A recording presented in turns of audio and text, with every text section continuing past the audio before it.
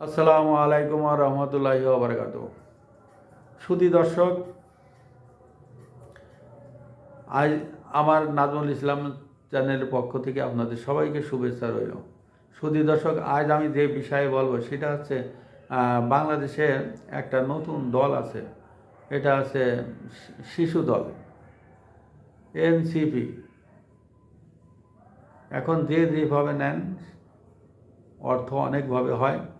যাই হোক, যেটা বলতে যাচ্ছি যে এই এনসিপির খুলনার একজন বিভাগীয় পর্যায়ের লিডার আছেন। উনি খুব ভালো একজন লিডার। উনি এমন একটা সমস্যা করেছে, মদ মেয়ে মানুষ নিয়ে সম্ভবত এক জায়গায় আনন্দ ফুর্তি করছিল। আর সেই মুহূর্তে হয়তো ওনাদের বন্ধুবান্ধব হবে বা ওখানে তাদেরই কেউ ছিল, কারোর দ্বারাই তিনি আক্রান্ত হয়েছেন। কানের নিচেই লাগিয়েছে। প্রথমে তো আমি নিউজটা শুনে আমার মনে হয়েছিল প্রতিদ্বন্দ্বী কোনো গ্রুপ, প্রতিদ্বন্দ্বী কেউ এই কাজটা করছে।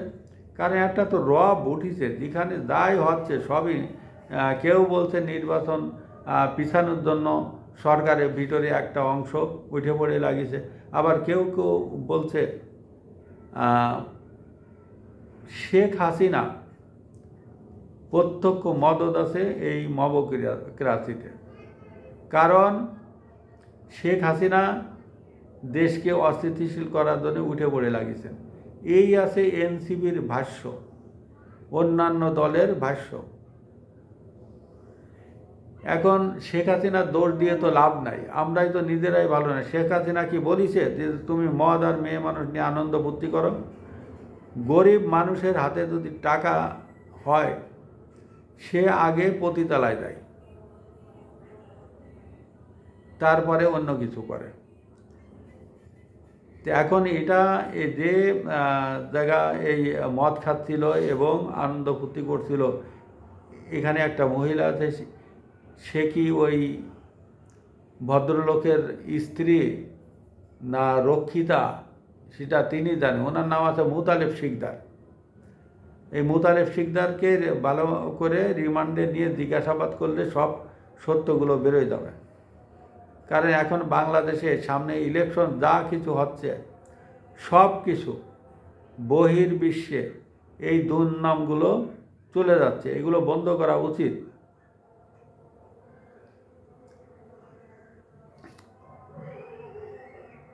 25/12/25 আমাদের, অর্থাৎ এটা আছে একটা ডেড লাইন।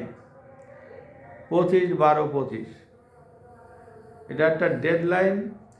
আমাদের বাংলাদেশের যে শিশু দল আছে এনসিপির লিডাররা কেন্দ্রীয়ভাবে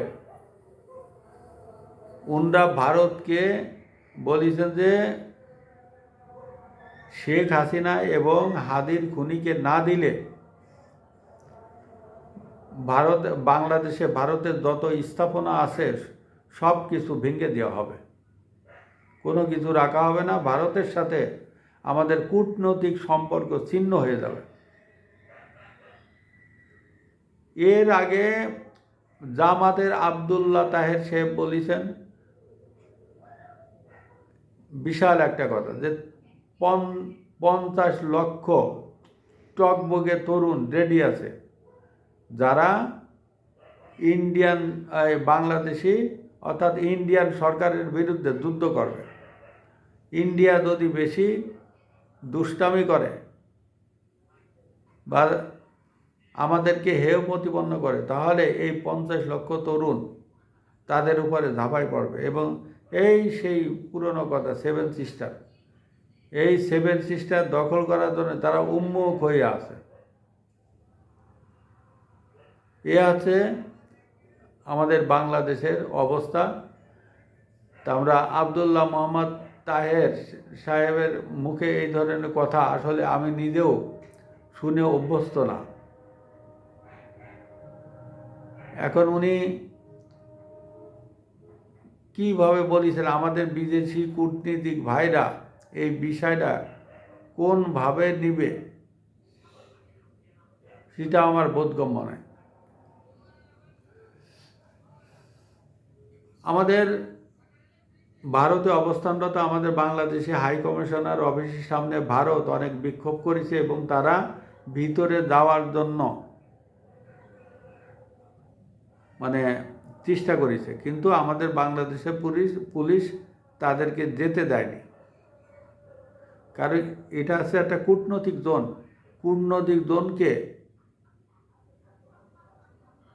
মানে সেখানে কোনো মিটিং মিছিল করাই উচিত না, যাওয়াটা ঠিক না। কারণ ওখানে আক্রমণ করলে যার স্থাপনায় আক্রমণ করবেন সে আন্তর্জাতিকভাবে যদি কোনো ব্যবস্থা নেয়, তখন এই যে আমরা পড়ে যাব বিশাল একটা বিপদে, একটা সমস্যায়। এই জিনিসগুলো আপনারা সবসময় খেয়াল রাখবেন। কারণ বাংলাদেশে যা কিছু হচ্ছে, বাংলাদেশে মনে হচ্ছে বাংলাদেশে কোনো সরকার নাই, যাচ্ছে তাইভাবে মানে দেশটা চলতেছে। সুধী দর্শক, একটা গুজব উঠেছে ভারত বাংলাদেশের সীমান্তে চিকেন নেক এলাকায় প্রচুর সমরাস্ত্র প্লাস সেখানে প্রচুর সৈন্য জড়ো করেছে। এখন তারা হয়তো আমাদের সাথে যুদ্ধেও আসতে পারে, কারণ যুদ্ধ লাগলে বাংলাদেশে এমন কিছু নেই যেটা দিয়ে ভারতের মোকাবেলা করব। সুধী দর্শক, আমার চ্যানেলটিকে আপনারা সাবস্ক্রাইব এবং ফলো দিয়ে আমার পাশে থাকবেন। আসসালামু আলাইকুম ওয়া রাহমাতুল্লাহি ওয়া বারাকাতুহু।